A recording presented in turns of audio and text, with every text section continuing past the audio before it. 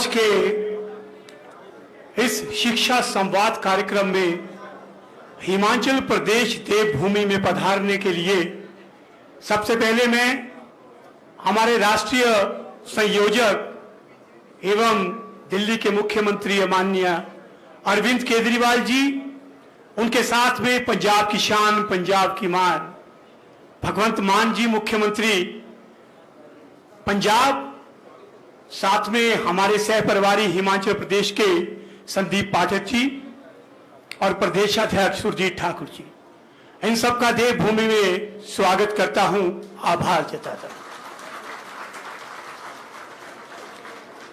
महोदय, देवभूमि आशा की नजरों से आपकी ओर देख रही है।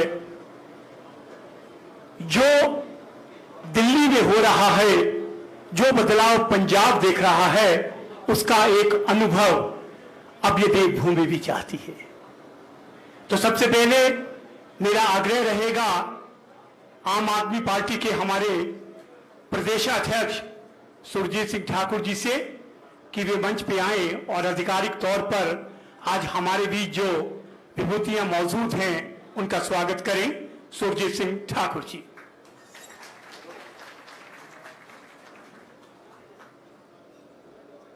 सबसे पहले भारत माता का जयकारा लगाएंगे। भारत माता की इनकलाब, इनकलाब, इनकलाब। धन्यवाद। सभा में उपस्थित सभी मीडिया बंधुओं को मेरा प्यार भरा नमस्कार। सबसे पहले दिल्ली के लोकप्रिय माननीय मुख्यमंत्री श्री अरविंद केजरीवाल जी और पंजाब के हरमन प्यारे मुख्यमंत्री सरदार भगवंत सिंह मान जी का हिमाचल की देवभूमि हिमाचल में स्वागत करता हूं, अभिनंदन करता हूं। हमारे हिमाचल प्रदेश के जितने भी कार्यकर्ता हैं, पदाधिकारीगण हैं, सर आपका तहे दिल से स्वागत करते हैं और एक आशा की किरण से आपकी ओर देख रहे हैं। एक उम्मीद जगी है हम सभी को कि जिस तरीके से आपने शिक्षा के क्षेत्र में, स्वास्थ्य के क्षेत्र में बहुत सारे क्रांतिकारी बदलाव दिल्ली में करवाए हैं, हमारी भगवंत मान साहब की सरकार पंजाब में कर रही है, उसी तरीके से हिमाचल प्रदेश की जनता इंतजार कर रही है कि हिमाचल प्रदेश में भी इसी तरह के क्रांतिकारी बदलाव होंगे। मान्यवर, बताना चाहूंगा हिमाचल प्रदेश की जनता को पिछले 75 सालों में अगर हम लोग देखें तो सिर्फ और सिर्फ मुद्दे ही मिले हैं और मुद्दों के अलावा हमें कुछ नहीं मिला। 75 साल से देश की जनता हमेशा हारती रही, ये बड़ी बड़ी पॉलिटिकल पार्टियां हमेशा ही जीतती रही। पहला मौका है साहब, आपको मैं ये भी बताना चाहता हूं कि पिछले 30 सालों से प्रत्यक्ष को प्रमाण की जरूरत नहीं है। जिस तरीके से हिमाचल प्रदेश की जनता ने इन दोनों बड़ी पॉलिटिकल पार्टियों को यहां पर नकारा है, इसको बताने की ज्यादा जरूरत नहीं है, क्योंकि जब भाजपा से लोग परेशान हो जाते हैं तो फिर कांग्रेस को लेके आ जाते हैं, और जब कांग्रेस से परेशान होते हैं तो भाजपा को लेके आ जाते हैं। अभी तक हिमाचल प्रदेश की जनता के पास कोई विकल्प नहीं था। हिमाचल प्रदेश की जनता आज आपको एक मजबूत विकल्प के तौर पर हिमाचल प्रदेश के अंदर देख रही है। और देखिए, मैं तो यहां तक भी बोलना चाहूंगा कि विश्व गुरु तो हम बाद में बन लेंगे, पहले लोगों का स्वास्थ्य ठीक कर लेते हैं।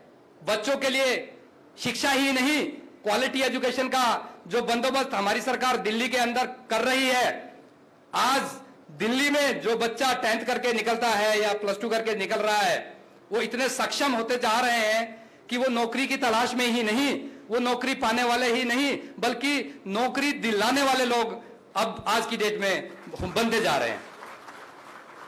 तो सर, हम भी कामना करते हैं कि हिमाचल प्रदेश में भी ये क्रांतिकारी बदलाव होंगे। समय की नजाकत को समझते हुए मैं अपनी वाणी को यहीं पे विराम दूंगा और एक बार पुनः हिमाचल प्रदेश की जनता की ओर से, हिमाचल प्रदेश के हर एक कार्यकर्ता की ओर से और हर एक पदाधिकारी की ओर से आपका स्वागत और अभिनंदन करता हूं। इसी के साथ भारत माता की थैंक यू वेरी मच। धन्यवाद सुरजीत जी। अब मेरा आग्रह रहेगा उस शख्सियत की ओर, उस पंजाब की ओर जिसकी हवाएं हिमाचल प्रदेश को प्रभावित करती है, जिसके साथ हमारा बेटी का रिश्ता है, रोटी का रिश्ता है, छोटे भाई और बड़े भाई का रिश्ता है।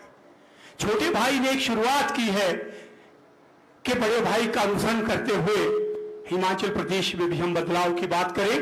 मेरा आग्रह रहेगा पंजाब की शान हमारे बड़े भाई भगवंत मान मुख्यमंत्री हैं जो पंजाब के हमारे बीच में आए और अपने शब्द कहें।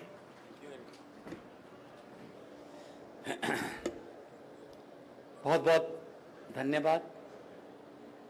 मंच पर आसीन आम आदमी पार्टी के कन्वीनर और देश के राजनीति के एक बहुत बड़े क्रांतिकारी नेता मुख्यमंत्री दिल्ली श्री अरविंद केजरीवाल जी, हमारे हिमाचल प्रदेश के अध्यक्ष जी,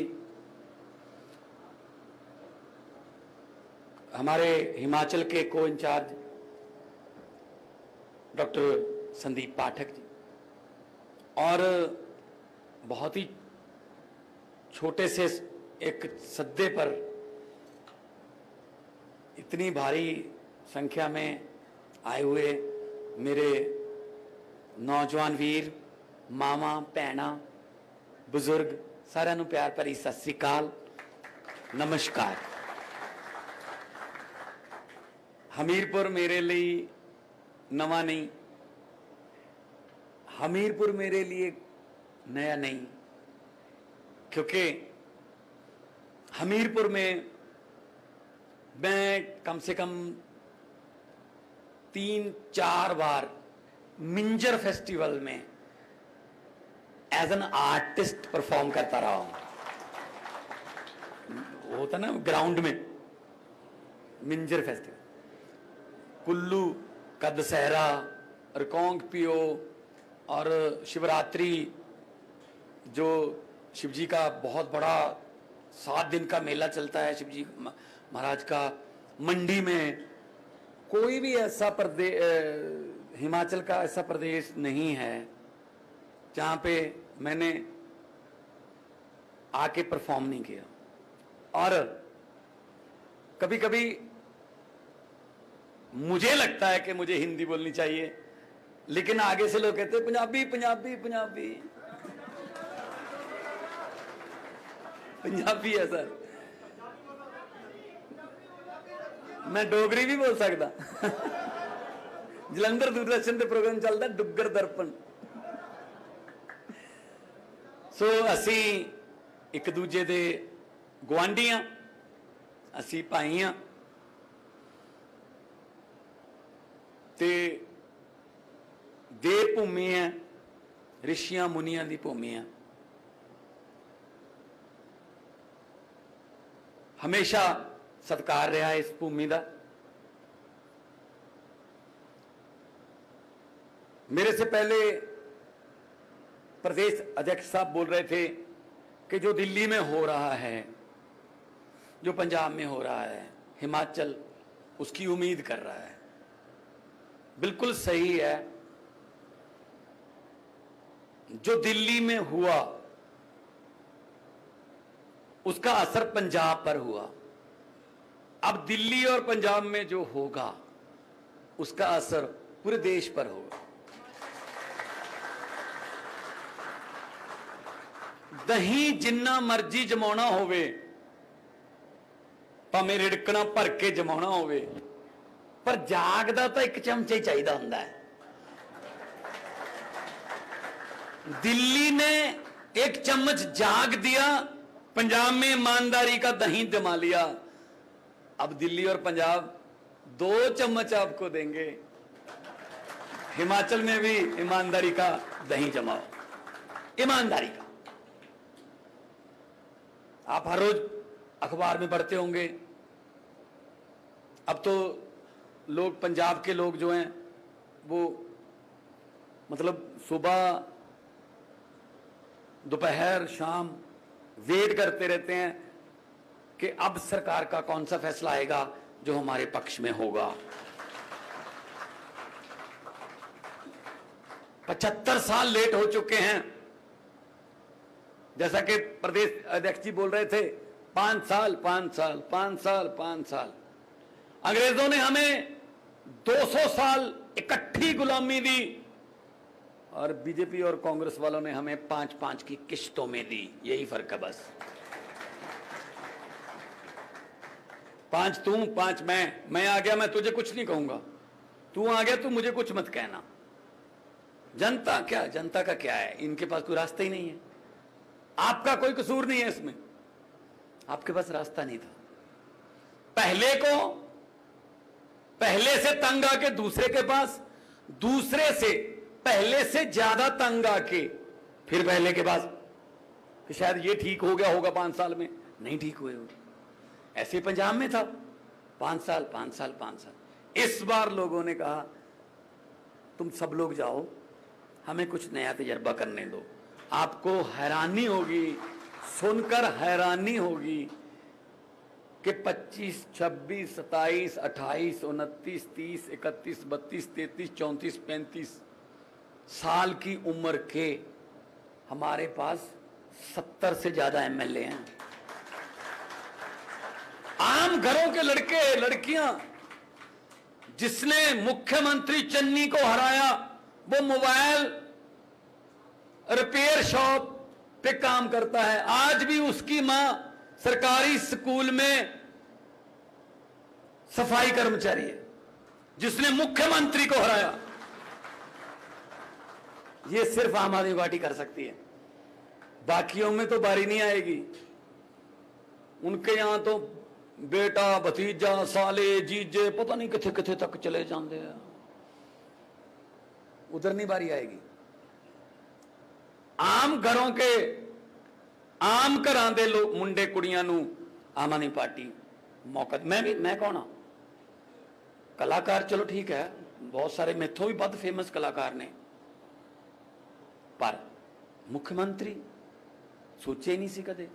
ना मेरा कोई दादा, ना मेरा कोई चाचा कोई राजनीति च। मेरे डैडी टीचर सी, साइंस मास्टर सी, बदों बदों मैनू साइंस मास्टर बना लेंदे, ਜਾਂ ਮੈਨੂੰ बीकॉम मैं बीकॉम करता सी, मैनू किसी बैंक बुंक चला लेंदे। ये तो बात नहीं। इन्हां दे धीआं पुत्त ही क्यों राज करन बई, तुसी क्यों ना राज करो।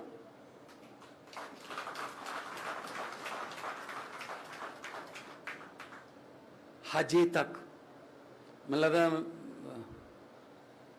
52-53 साल उम्र हो गई होनी राहुल गांधी दी, हजे तक भी यूथ का नेता है वो।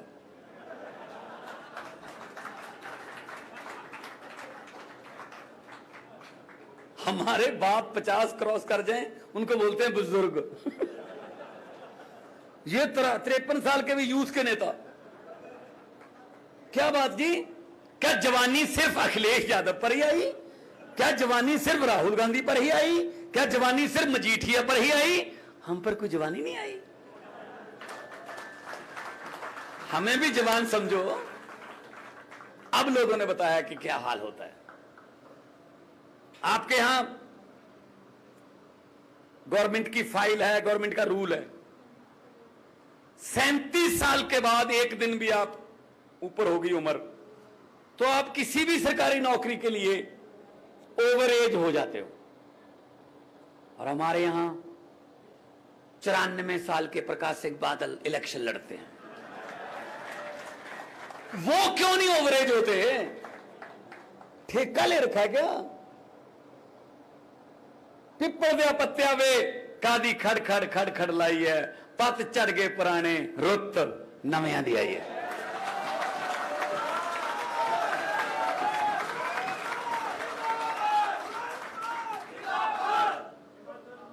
और सब तो बड़ी गल यह है कि रुत साडी आई है। ਅਸੀਂ ਉਹਨਾਂ ਨੂੰ ਜਿਤਾਉਂਦੇ ਰਹੇ, ਉਹ ਜਿੱਤਦੇ ਰਹੇ, ਅਸੀਂ ਹਾਰਦੇ ਰਹੇ। ਅਸੀਂ ਆਪ ਹਾਰ ਜਾਂਦੇ ਸੀ। ਜਿਹਨੂੰ ਅਸੀਂ ਹਰਾ ਦਿੰਦੇ ਉਹਨੂੰ ਰਾਜ ਸਭਾ ਭੇਜ ਦਿੰਦੇ। ਚੱਲ ਤੂੰ ਰਾਜ ਸਭਾ ਇੱਧਰ ਦੀ, ਲੋਕ ਕਹਿੰਦੇ ਕੱਲ ਤਾਂ ਹਰਾਇਆ ਸੀ, ਇਹਦੀਆਂ ਕਾਹਦੀਆਂ ਵਧਾਈਆਂ, ਕਹਿੰਦੇ ਰਾਜ ਸਭਾ 'ਚ ਭੇਜਤਾ ਜੀ।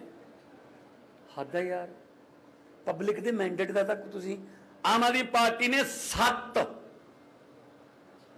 ਪੰਜਾਬ ਚੋਂ 7 ਰਾਜ ਸਭਾ ਦੇ ਮੈਂਬਰ ਭੇਜੇ ਨੇ।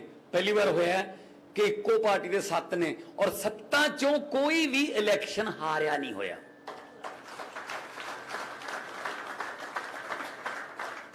ਸਪੈਸ਼ਲਿਸਟ ਨੇ ਭੱਜੀ ਹਰਭਜਨ ਕ੍ਰਿਕਟ ਵਾਲਾ ਸਾਡਾ ਐਮਪੀ, ਸੰਤ ਬਾਬਾ ਬਲਵੀਰ ਸਿੰਘ ਸੀਚੇਵਾਲ ਵਾਤਾਵਰਨ ਪ੍ਰੇਮੀ ਸਾਡਾ ਐਮਪੀ, ਵਿਕਰਮ ਸਾਨੀ ਪਦਮ ਸ਼੍ਰੀ ਸਾਡਾ ਐਮਪੀ, ਸੰਦੀਪ ਪਾਠਕ ਸਾਡਾ ਐਮਪੀ। ਉੱਥੇ ਉਹ ਬੰਦੇ ਭੇਜੋ ਜਿਹੜੇ ਕੁਝ ਗੱਲਾਂ ਕਰ ਸਕਣ।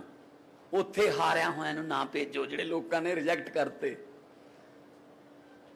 ਸੋ ਅੱਜ ਆਉਂਦੇ ਹੋਏ ਸੀਐਮ ਸਾਹਿਬ ਜਦੋਂ ਬੈਠੇ ਸੀ ਮੇਰੇ ਨਾਲ, ਅਸੀਂ ਦੋਨੋਂ, ਤਾਂ मैं क्या जी 2 मिनटा उतर जाएंगे, हमीरपुर आ गया। मैनू कहते तुझे ऊपर से कैसे पता चल जाता है कि हमीरपुर आ गया? मैंने कहा ये देखो सर, वो पुल आ गया ना, वो सड़क का पुल आ गया, ये यहाँ से यू टर्न बजता है सर, मैं यहाँ शो करने आता था सर। तो मुझे पुल याद है, मुझे सड़कें याद हैं, मुझे खड्डे याद हैं। तो इसलिए आप नवीं सड़क बनावांगे, नवे पुल बनावांगे। एजुकेशन सब तो बड़ी चीज है, एजुकेशन। जे कोई तुहानू लीडर आके इत्थे कहंदा है, जे कोई तुहानू बीजेपी कांग्रेसी आ कहंदा असीं तुहाडी गरीबी दूर कर दांगे, वो झूठ बोल रहा है। कोई सरकार, कोई लीडर तुहाडी गरीबी दूर नहीं कर सकता। तुहाडी गरीबी सिर्फ ते सिर्फ तुहाडे बच्चों की क्वालिटी एजुकेशन दूर कर सकती है। जदों दिल्ली वांगू सरकारी स्कूलों च पढ़ के वो डिप्टी कमिश्नर बनणगे, कलैक्टर बनणगे, जज लगणगे, डीएफओ बनणगे, बड़े बड़े अफसर बनणगे, उदों तुहाडे घरां दी गरीबी दूर होगी। वरना इन्हां तो सुनी चलो, एक मौका होर दिओ जी, एक मौका होर। किन्ने क मौके दे दिए यार, बड़े मौके देते असीं इन्हां नूं। असीं हुण तुहानूं कहने आ, हिमाचल वालिओ एक मौका सानू दे के देखो, तो फिर तुहानूं किधरे होर देखण दी लोड़ नहीं पैनी।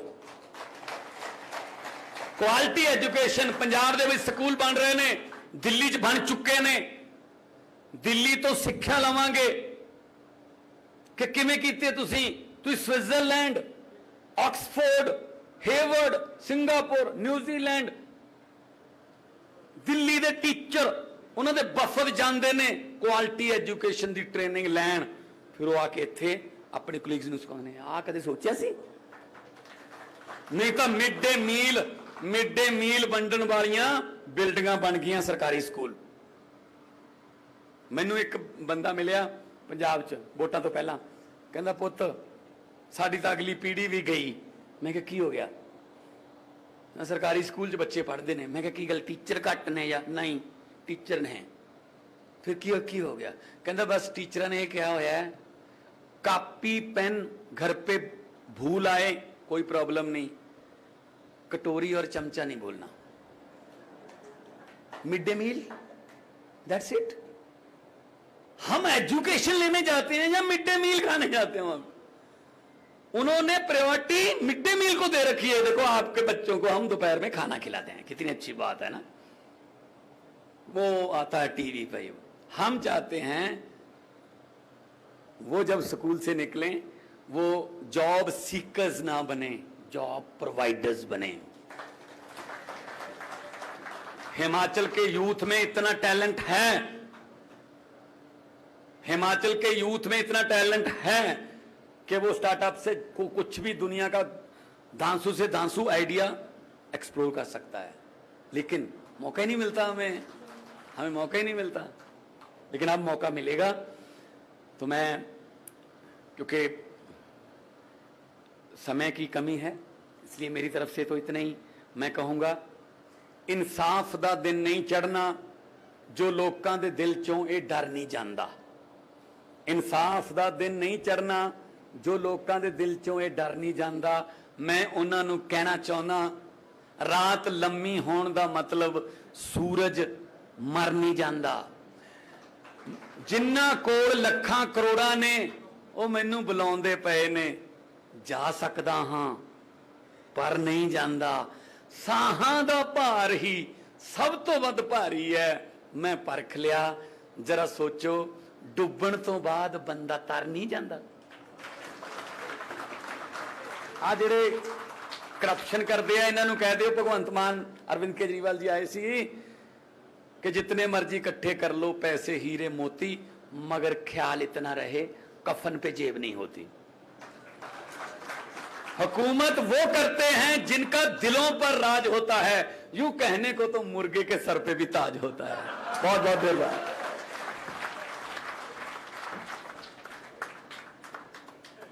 धन्यवाद। भगवंत मान जी, आपका मंच बहुत बड़ा है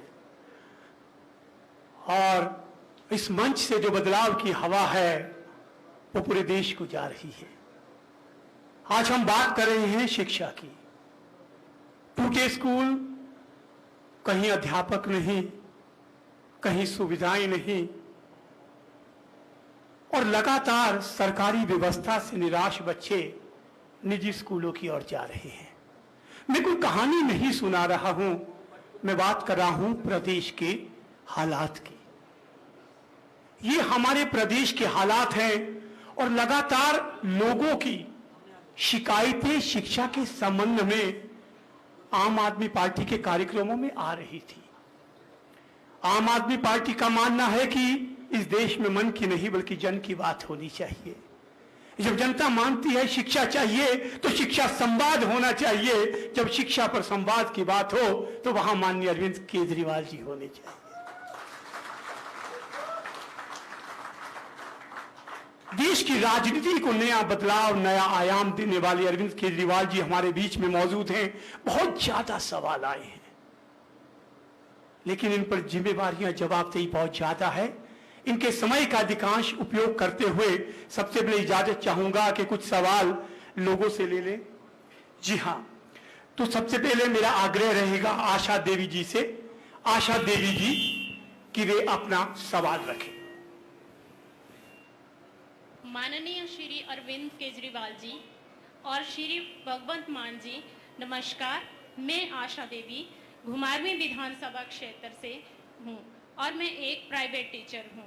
श्रीमान जी, सबसे पहले मैं आपका हिमाचल देवभूमि में स्वागत करती हूँ।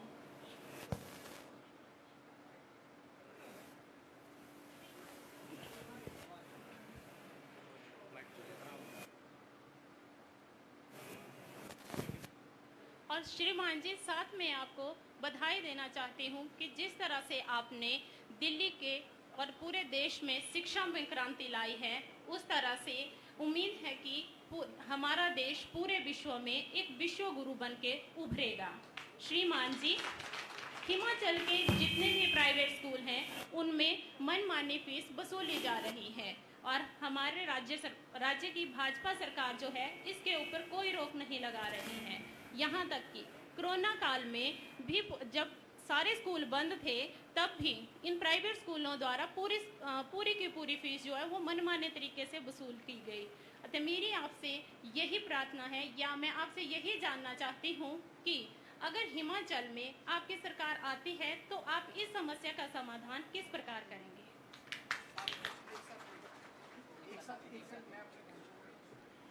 इसके बाद सर सभी सवालों का एक साथ जवाब देंगे।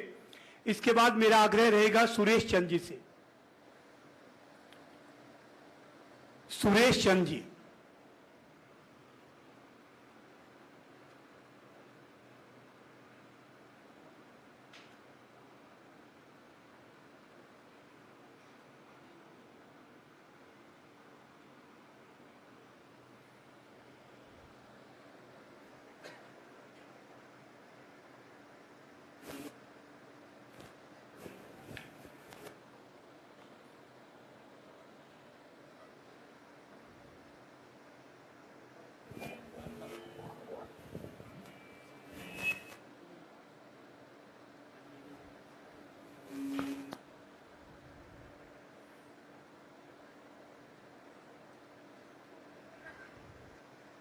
Hello hello.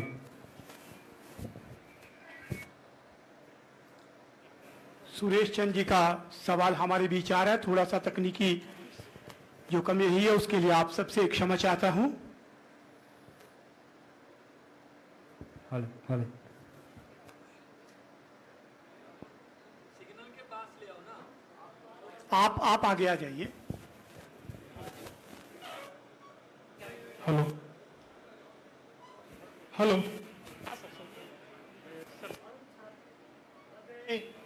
माननीय मुख्यमंत्री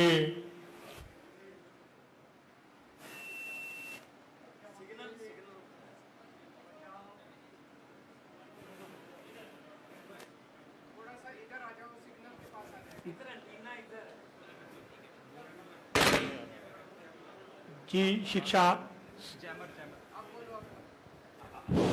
जी हाँ आपकी चीज। परम श्रद्धेय माननीय मुख्यमंत्री दिल्ली, माननीय मुख्यमंत्री पंजाब, हमारे प्रदेशाध्यक्ष सुरजीत सिंह ठाकुर जी, मंच पर विराजमान सभी अतिथिगण, मेरा सवाल ये रहेगा कि जो सरकारें पहले रही उनमें जो सरकारी पेपर होते थे या परीक्षाएं होती थी उनके पेपर पहले ही लीक हो जाते हैं, तो जो बच्चे हैं हमारे गरीब बच्चे हैं वो उन परीक्षाओं से रह जाते हैं। तो जब आपकी सरकार आएगी तो आप इसके लिए कौन से कदम उठाएंगे, ये मैं आप लोगों से चाहता हूं। धन्यवाद। धन्यवाद। अब मेरा आग्रह रहेगा मनीष शर्मा जी से। अगला सवाल जी मनीष शर्मा जी से।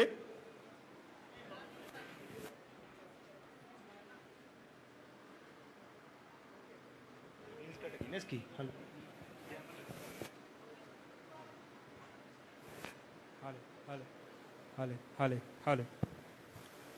नमस्कार मुख्यमंत्री अरविंद केजरीवाल जी, नमस्कार भगवंत मान जी। मेरा सवाल थोड़ा तीखा जैसा है। ये आधारभूत ढांचे पे है अपने स्कूल के। जैसे जब भी आप स्कूल में जाते हो तो क्या देखते हो? टूटी हुई टंकियाँ, खराब शौचालय, कोई मेंटेनेंस नहीं बिल्डिंग की, शीशे नहीं है, टाट पट्टियाँ नहीं है, वहाँ पे डेस्क नहीं है, अगर बन गया तो उसका मेंटेनेंस नहीं है। तो इस तीखे सवाल पे कि आप उस पे क्या करेंगे? धन्यवाद। धन्यवाद मनीष जी। इसके बाद अनीता सुमन जी से मेरा आग्रह रहेगा कि वे अपना सवाल लेके आए। अनीता सुमन जी।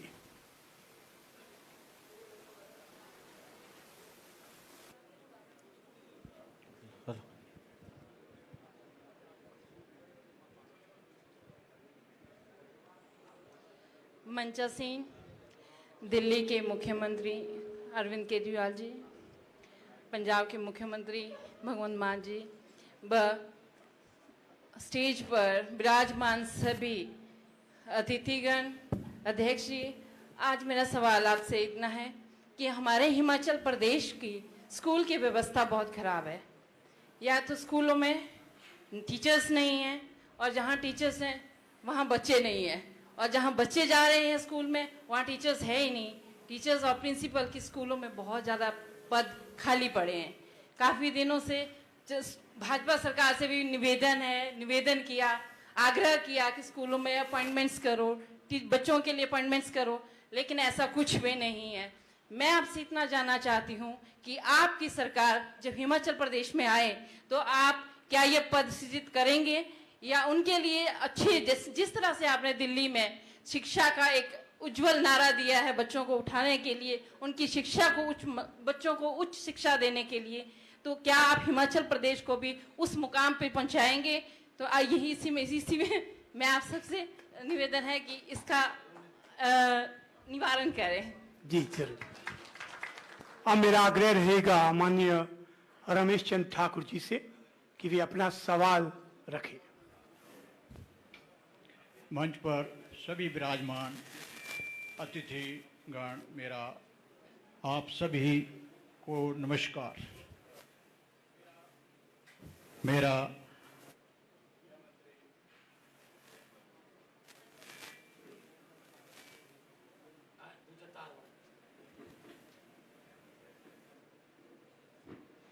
मेरा श्री केजरीवाल जी से प्रश्न रहेगा कि हमारा हिमाचल प्रदेश जो है वो एक पहाड़ी राज्य है और यहाँ पर जो स्कूल हैं वो थोड़ा दूर हैं। कोई भौगोलिक जो परिस्थितियाँ हैं वो आप सभी परिचित हैं उनसे। तो यहाँ पर ऐसा है कि एक तो जो हमारे सरकारी स्कूल हैं वहाँ पर स्टाफ की कमी है। सबसे पहले मैं CNV टीचर रिटायर हुआ हूँ, classical and vernacular teacher. Middle school में 4 पोस्टें जो होती थी हमारे वो CNV टीचरों की होती थी, जिनमें एक PET, एक ड्राइंग टीचर, एक LT लैंग्वेज टीचर और एक शास्त्री। आज स्कूलों की ये स्थिति है कि किसी भी स्कूल में हम जाएं एक या दो एक टीचर मिलेगा CNV का जी, बाकी पोस्टें कोई नहीं भरी जा रही। अब मैं या कोई भी अभिभावक या पेरेंट्स अपने बच्चों को वहाँ कैसे भेजेगा जब वहाँ पर स्टाफ पूरा नहीं। तो सारे लोग प्राइवेट स्कूलों की ओर भागे जा रहे हैं कि भाई वहाँ स्टाफ पूरा है। तो वहाँ क्या हो रहा है, प्राइवेट स्कूलों में लूट मची हुई है, ट्रांसपोर्ट का चार्जेस एक्स्ट्रा जा रहे हैं, ये जा रहे हैं, वो जा रहे हैं। तो मेरा केजरीवाल जी से अनुरोध है कि अगर हमारी हिमाचल प्रदेश में आम आदमी पार्टी की सरकार बनेगी तो क्या इन पोस्टों को भरने का सरकार ख्याल रखेगी, खास करके फिजिकल एजुकेशन जो हमारा देश क्यों पिछड़ा जा रहा है खेलों में। आज इतनी बड़ी आबादी हमारे देश की होती हुई है और कितने मेडल, 0, 1, 2 मेडल आ रहे हैं, जबकि छोटी छोटी कंट्रियों पता नहीं अनगिनत मेडल हासिल कर रहे हैं। तो मेरा तो अनुरोध है सर कि प्राइमरी से ही चाहे क्लस्टर लेवल पर ही एक फिजिकल एजुकेशन टीचर दिया जाए, ज़्यादा नहीं तो, बाकी मिडिल में तो होने ही चाहिए। Thank you. सवाल बहुत है, मेरा आग्रह रहेगा, लगभग सभी सवालों में शिक्षा व्यवस्था पर है। मेरा आग्रह रहेगा माननीय अरविंद केजरीवाल जी से कि वे मंच पे आए और आपके इन सवालों के जवाब दें। जोरदार तालियों के बीच माननीय अरविंद केजरीवाल जी।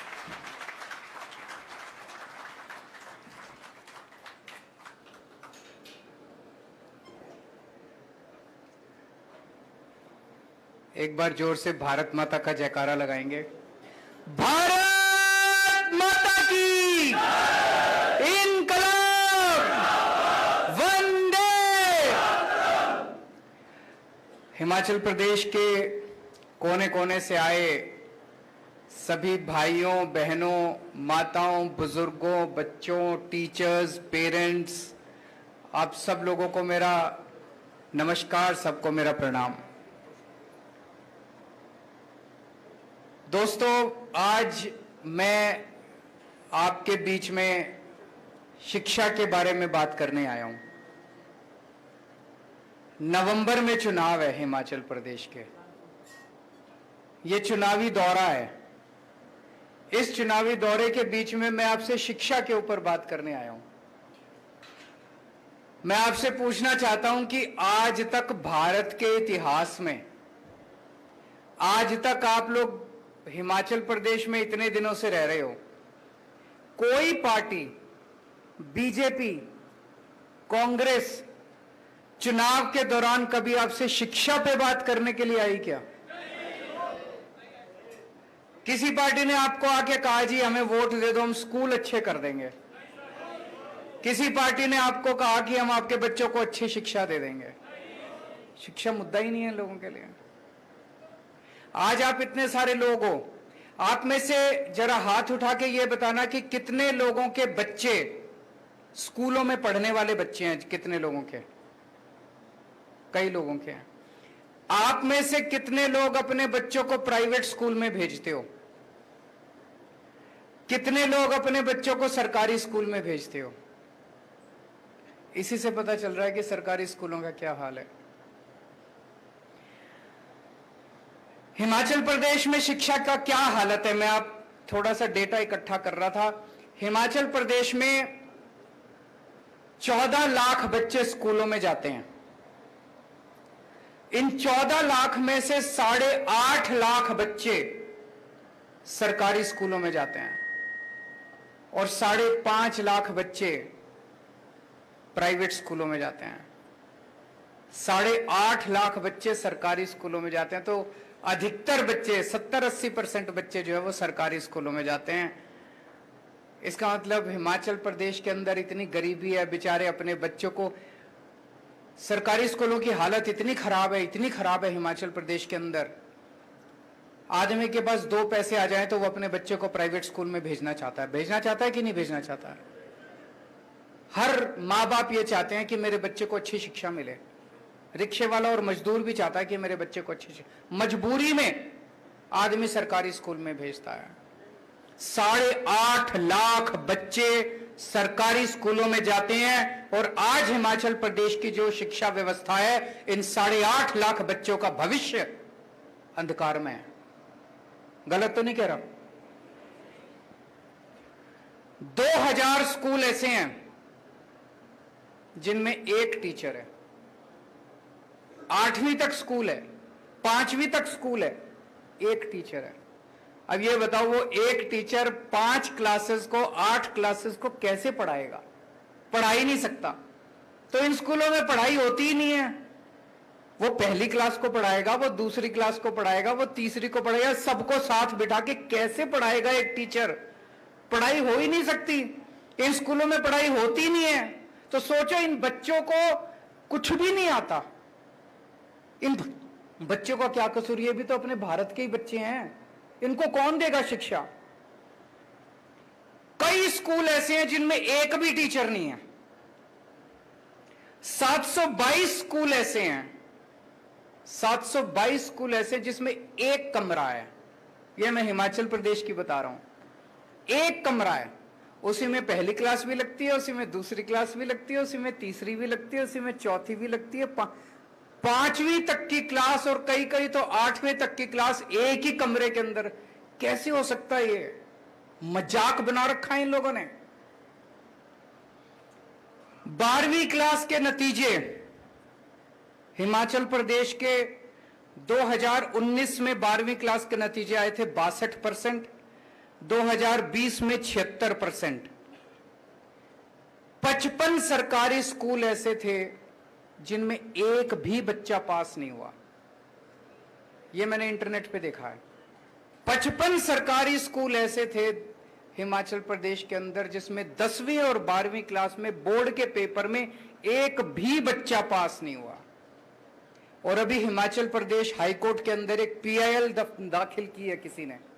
उस PIL में उसने कहा है कि हिमाचल प्रदेश सरकार ने मंडी के अंदर एक सरकारी स्कूल को तोड़ के वहां पे मॉल बना रहे हैं। यह हिमाचल प्रदेश की शिक्षा व्यवस्था है।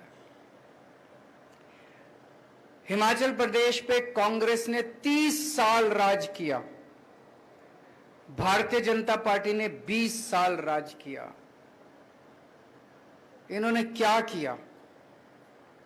शिक्षा व्यवस्था को बर्बाद करने में इन्होंने कोई कसर नहीं छोड़ी। गलत तो नहीं कह रहा? अब आपकी मर्जी है, 5 साल और दे दो इनको, आपके बच्चों के 5 साल और खराब हो जाएंगे। अगर आज आपका बच्चा 8वीं क्लास में पढ़ रहा है और आज आपने गलती करके बीजेपी और कांग्रेस को वोट दे दिया, आपका बच्चा 12वीं क्लास पास कर जाएगा अगले चुनाव तक, फिर मौका नहीं बचेगा। मौका यही है, अगर आपने अपने बच्चों को बचाना है तो इसी बार बदलना पड़ेगा आपको, इसी बार बदलना पड़ेगा। 8वीं क्लास में अगर आपका बच्चा पढ़ रहा है, वो 12वीं पास कर जाएगा, उसका भविष्य तो गया। उसका भविष्य कौन ठीक करेगा? और उसका जिम्मेदार कौन होगा? मां बाप, क्योंकि उन्हें वोट उनको दिया। अभी तक तो हमारे पास मौका नहीं था, जैसे हमारे सुरजीत जी ने कहा, एक बार बीजेपी थी, एक बार करते क्या मरते, कभी बीजेपी को दे दो, कभी कांग्रेस को दे दो। इस बार तो मौका है, इस बार तो अपने बच्चों को बचा लो, इस बार तो अपने बच्चों का भविष्य बचा लो। देखो जी, मेरे को पॉलिटिक्स करनी नहीं आती, मेरे को राजनीति करनी नहीं आती, मेरे को भी नहीं आती, भगवंत भाई को भी नहीं आती। हम लोगों को राजनीति करनी नहीं आती, काम करना आता है। देश के लिए समर्पित हैं, देश के लिए हमारी जान भी हाजिर है। सुबह से शाम तक केवल हम यही सोचते हैं।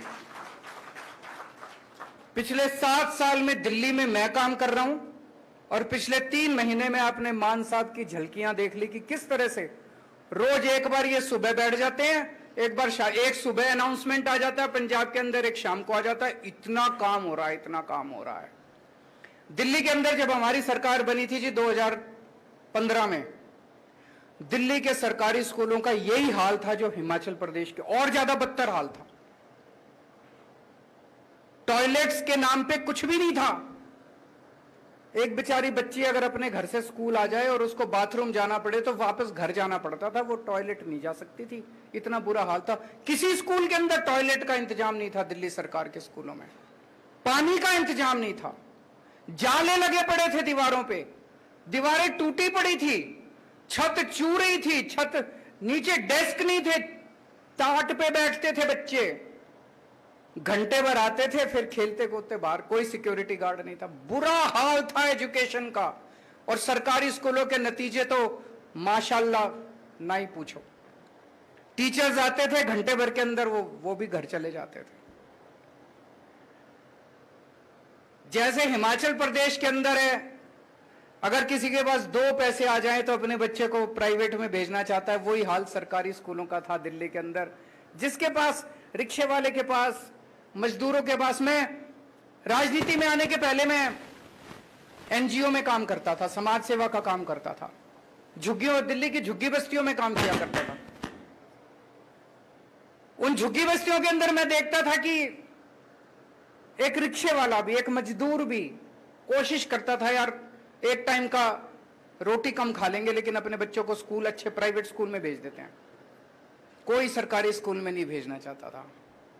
हमारी सरकार आई, हमने एक सपना देखा था, मैंने, मनीष सिसोदिया जी ने, हमने तय किया यार कुछ भी हो ये सरकारी स्कूल ठीक करने अपने को। दिल में ये सपना तो था लेकिन ये भी था कि करेंगे कैसे, होएगा कैसे, कर पाएंगे क्या। तो हमने आते ही तय कर लिया कि दिल्ली सरकार का 25% बजट शिक्षा पे खर्च होगा। सबसे पहले तो हमने ये अनाउंस कर दिया कि दिल्ली सरकार का 25% बजट शिक्षा पे, और आज तक चला आ रहा है। दिल्ली सरकार का 25% शिक्षा पे खर्च होगा। लगभग हर साल 10,000 करोड़ से लेके 15,000 करोड़ तक हम शिक्षा पे खर्च कर रहे हैं।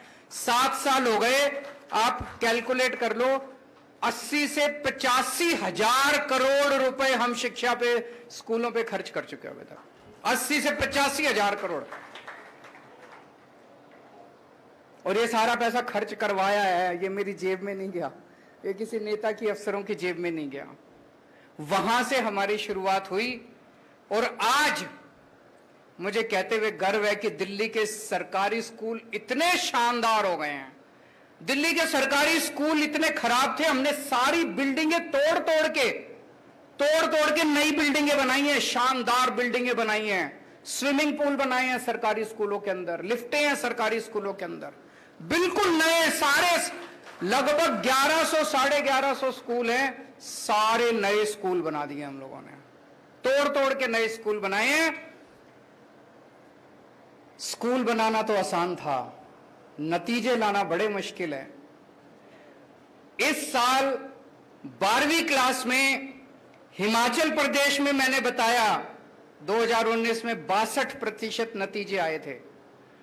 दिल्ली के अंदर 99.7% नतीजे आए हैं सरकारी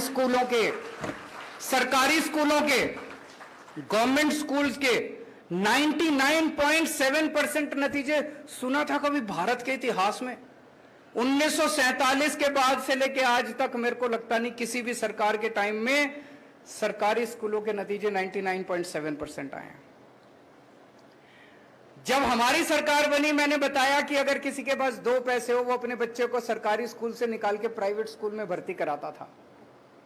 हिमाचल प्रदेश के अंदर भी किसी के पास भी 2 पैसे हो वो अपने बच्चे को निकाल के प्राइवेट स्कूल में भर्ती कराना चाहता है।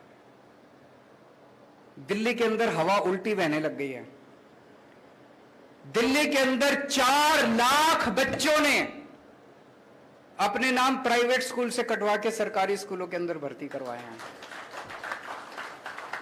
भाई साहब ये चमत्कार से कम नहीं है।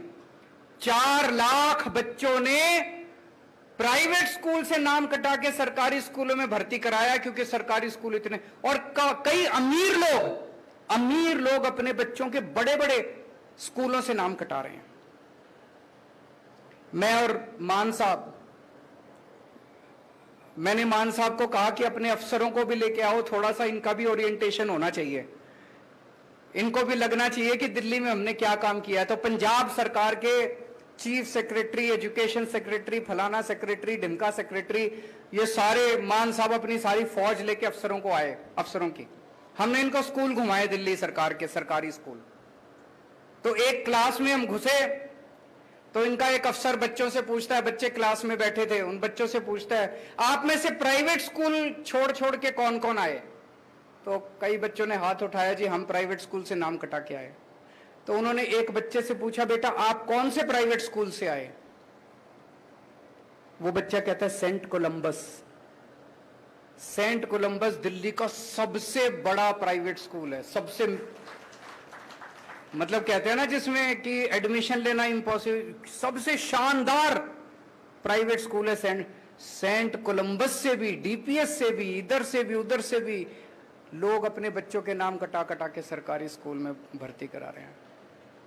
आज अगर कोई मेरे से पूछता है, अरविंद जी 7 साल में आपने सबसे अच्छा काम क्या किया? भाई साहब हमने बच्चों के 16 लाख बच्चे मेरे सरकारी स्कूलों में पढ़ते हैं, इन 16 लाख बच्चों की मैंने जिंदगी बना दी। अब आपसे एक मौका मांगने आया हूं, ये 8.5 लाख बच्चे जो सरकारी स्कूलों में पढ़ रहे हैं, इनकी भी जिंदगी बनानी है कि नहीं बनानी है? चाबी आप लोगों के हाथ में, आप ही कुछ कर सकते हो। आ रहा हूं मैं, अब मैं आपको बताता हूं, आईआईटी का नाम सुना है सब लोगों ने?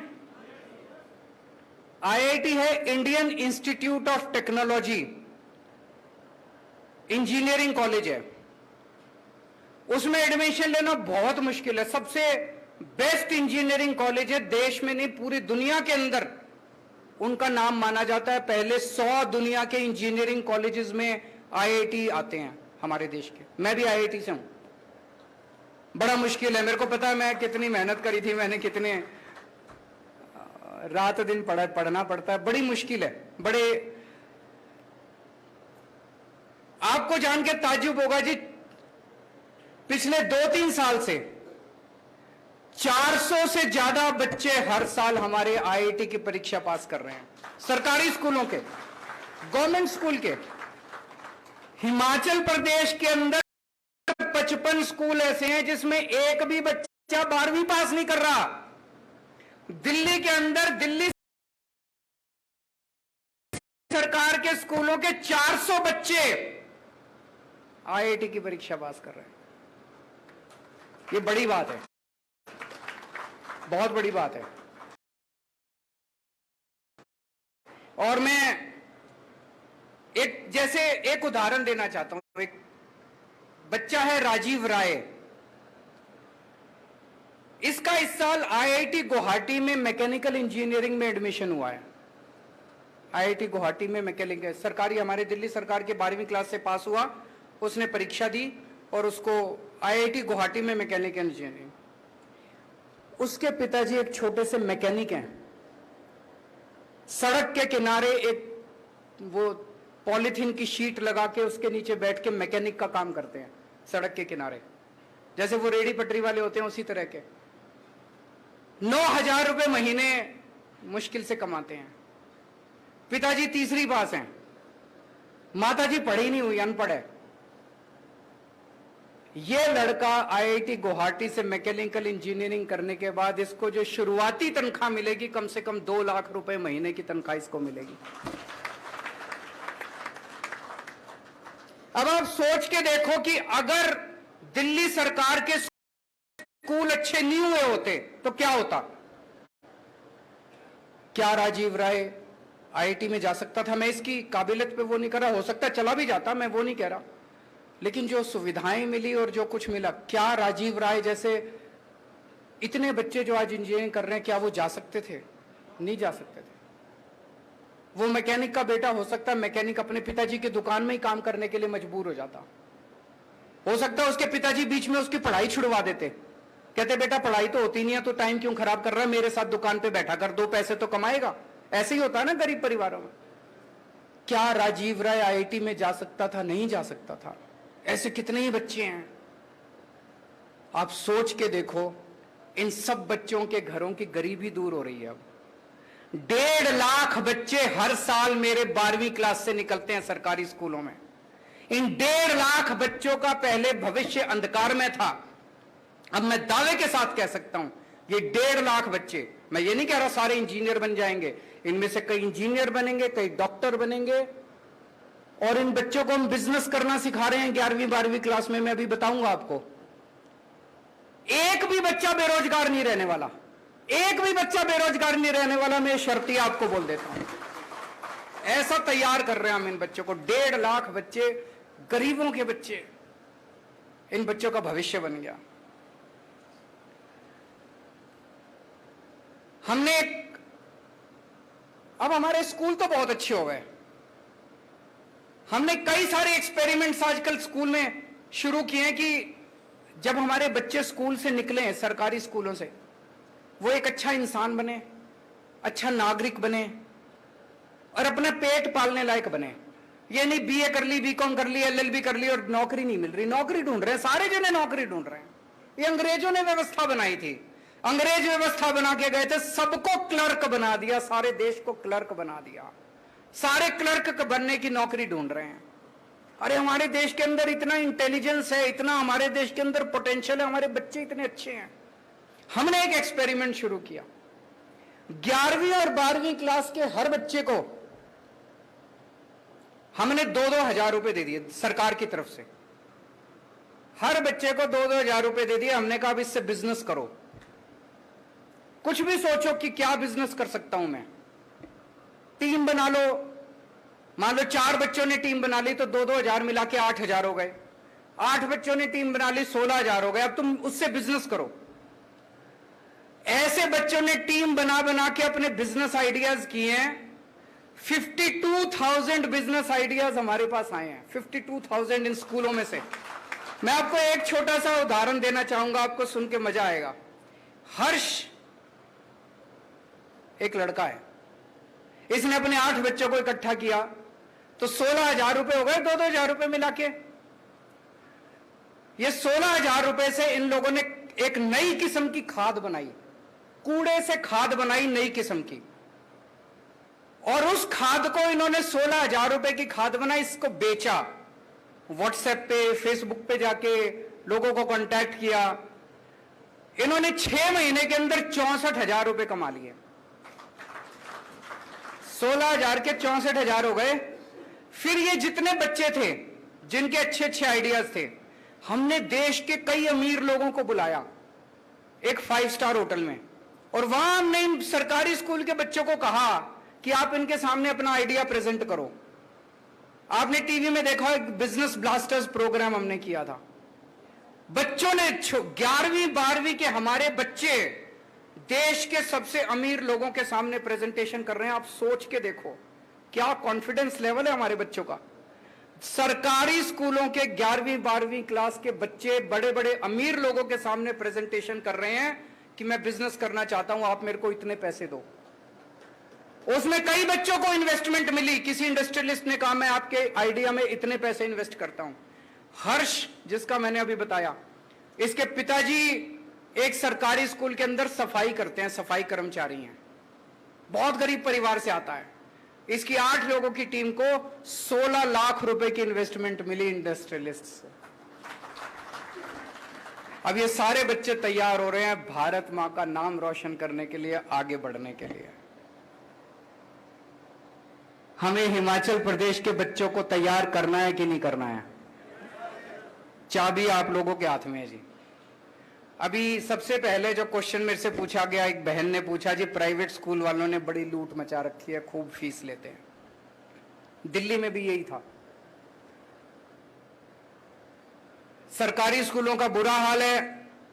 हर माँ बाप अपने बच्चे को अच्छी शिक्षा देना चाहता है, हर माँ बाप अपने बच्चे को प्राइवेट स्कूल में भेजता है, और प्राइवेट स्कूल वालों को बताया कि जो मर्जी ले लो, माँ बाप की तो चलती नहीं है, कर क्या लेंगे बेचारे। कोई माँ बाप अगर थोड़ी सी आवाज उठाते तो धमकी देते, तेरे बच्चे को निकाल देंगे स्कूल से, ले जा अपने बच्चे को। माँ बाप को लगता है यार कहाँ में एडमिशन कराना कोई आसान थोड़ी है आजकल प्राइवेट स्कूलों में।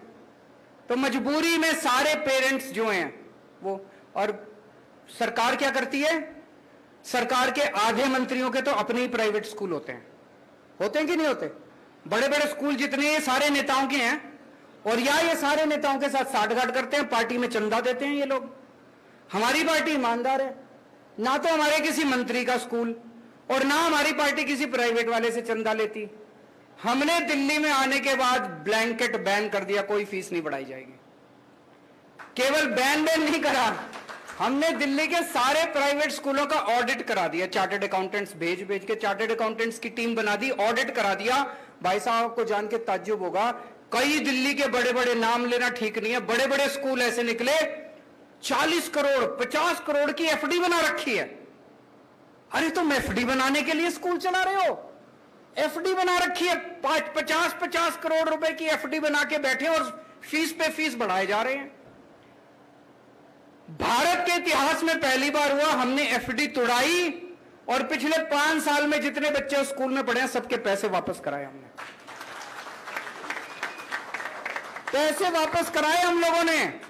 कभी सुना है कि प्राइवेट स्कूल में पढ़ने वाले बच्चों के चेक वापस उनके अकाउंट में पैसे वापस आए? हमने फीस नहीं बढ़ने दी, 7 साल तो हो गए। अभी पंजाब के अंदर मान साहब ने सरकार संभाली है, अप्रैल के पहले हफ्ते में स्कूल फीस बढ़ाते हैं, इन्होंने ऑर्डर जारी कर दिए, कोई फीस नहीं बढ़ाएगा। कोई स्कूल, ये स्कूल वाले ये भी कहते हैं ना यूनिफॉर्म स्कूल से ही लेनी है, किताबें स्कूल से ही लेनी है, मनमर्जी कर रखी है इन्होंने, अनाप शनाप पैसे कम। इन्होंने ऑर्डर कर दिए कोई स्कूल से नहीं लेनी, जहां से मर्जी यूनिफॉर्म लो, कोई किताबें स्कूल से नहीं लेनी, जहां से मर्जी लो, और कोई फीस नहीं बढ़ाएगा। और अभी ये बता रहे थे पिछले हफ्ते कुछ स्कूलों ने इनके ऑर्डर की अनदेखी करके कल उन्होंने फीस बढ़ा दी, आज इन्होंने ऑर्डर जारी कर दिया, सबकी फीस वापस कम करा दी इन्होंने। सरकार ईमानदार चाहिए, सरकार जनता के प्रति जवाबदेह चाहिए। अगर ईमानदार सरकार आएगी, मजाल कोई जनता को लूट ले। तो दोस्तों, मैं केवल दिल्ली के लोगों ने अपने बच्चों का भविष्य केवल एक वोट से बदल लिया। एक वोट दिया था दिल्ली के लोगों ने 2014 में 15 में हमको, आज दिल्ली के लोगों का बच्चों का भविष्य बदल गया। अब दिल्ली की जनता ने बाकी सारी पार्टियों को, कांग्रेस के तो 0-0 सीट आ रही है हर बार, और बीजेपी वालों की पहले 3 आई, इस बार 8 सीट आई। जनता इतना प्यार करती है आम आदमी पार्टी से। आप भी अपने बच्चों का भविष्य बदल सकते हो, बटन दबा के, बटन बदल के। मान साहब कह रहे हैं पिछली बार जो बटन दबाते थे, बटन बदल दो, बटन दबा के। आपका अपने बच्चों का भविष्य आपके हाथ में है। जैसा मैंने कहा कि टाइम, आप कई बार कुछ लोग कहते हैं हाँ अरविंद जी अच्छा कर रहे हो, अगली बार देखेंगे। अरे मैं तो यही हूं, तुम्हारे बच्चों का क्या होगा? मेरा तो देख लेना, पहले अपने बच्चों का देख लो। मैं अपने लिए नहीं आया, मेरे को कोई इच्छा नहीं है। मैं इनकम टैक्स में पहले कमिश्नर की नौकरी किया करता था, अच्छा खासा काम कर रहा था, वो छोड़ के मैं दिल्ली की झुग्गियों के अंदर काम करने लगा। कई साल झुग्गियों में काम किया मैंने, उसके बाद दिल्ली का मुख्यमंत्री बन गया। 49 दिन के अंदर कुर्सी छोड़ दी। मेरे ख्याल से दुनिया के इतिहास में पहला एक मूर्ख मुख्यमंत्री मैं ही होऊंगा जो 49 दिन के अंदर। सत्ता के लिए नहीं आए हम, येन केन प्रकारेन सत्ता ले लो, जाति के नाम पे, धर्म के नाम पे, पैसे बांट के, दारू पिला के, वो सब नहीं करते हम। दिल के अंदर देश धड़कता है हमारे, देश के लिए काम करें। तकलीफ होती है। अगर हमने 5 साल में दिल्ली के स्कूल ठीक कर दिए, ये कांग्रेस वालों ने 30 साल राज किया हिमाचल प्रदेश के अंदर, ये नहीं कर सकते थे। 20 साल बीजेपी ने राज किया, ये नहीं कर सकते थे। अब ये आके कहेंगे एक और मौका दे दो। हम आपसे एक और मौका नहीं मांगेंगे, हम तो कह रहे हैं बस एक ही मौका दे दो, दोबारा मत देना। एक ही मौका दे दो, दोबारा मत देना।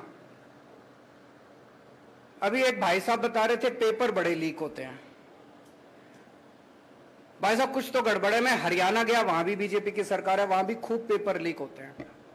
गुजरात गया, वहां भी बीजेपी की सरकार है, वहां भी खूब पेपर लीक होते हैं। सारे पेपर लीक, दिल्ली में नहीं होते। क्या चक्कर है जी? पता नहीं लीक होते हैं या लीक करवाते हैं ये लोग।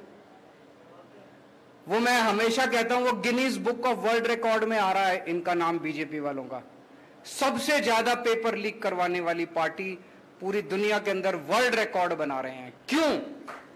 इनकी नीयत खराब है। अंत पंत में सारी चीज इसी बात पे आ जाती है, आपकी नीयत कैसी है। इनकी नीयत खराब है, हमारी नीयत साफ है। हमारे पेपर लीक नहीं होते, इनके सबके पेपर लीक हो जाते हैं। तो दोस्तों, मैं आपको अच्छी शिक्षा दूंगा, आपके बच्चों को रोजगार दूंगा, इस बात पे वोट मांगने के लिए आया हूं।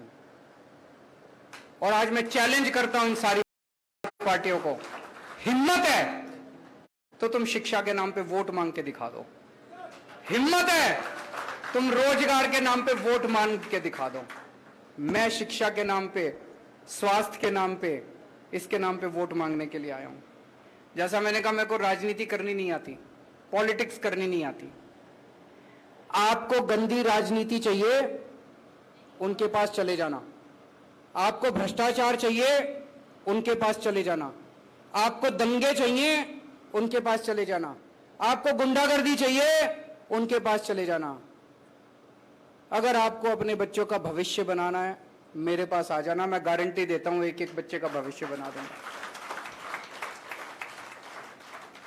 तो दोस्तों, आपने इतना मौका उन लोगों को दिया, 30 साल कांग्रेस को दिए, 20 साल बीजेपी को दिए। एक मौका हमें भी देके देख लो, हम भी उतने बुरे नहीं हैं। भारत माता की जय।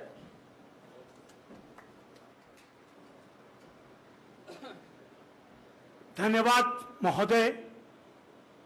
आपका ये जो विश्वास है एक मौके का, आज ये देवभूमि के गांव गांव तक पहुंच चुका है और ये बदलाव की लहर अब आंधी बन चुकी है।